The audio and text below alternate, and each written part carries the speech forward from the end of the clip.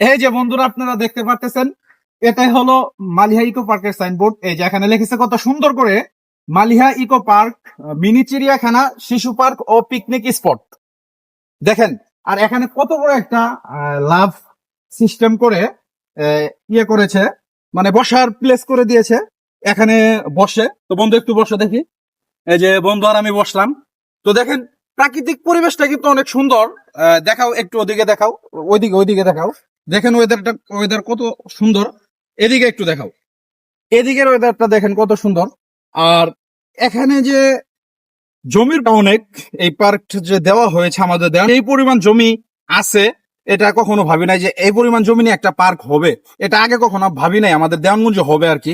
তবে যাই হোক, যে এই পার্ক করেছে, দোয়া রইলো তার জন্য, যে দেওয়ানগঞ্জের মধ্যে দেওয়ানগঞ্জের সৌন্দর্য ফুটিয়ে ধরেছে সে, তার জন্য দোয়া রইলো যেন আল্লাহ তাআলা তার নেক হায়াত দান করেন, এবং কি সে যেন আরো সুন্দর সুন্দর জিনিস ফুটে তুলতে পারে আমাদের দেওয়ানগঞ্জের মধ্যে।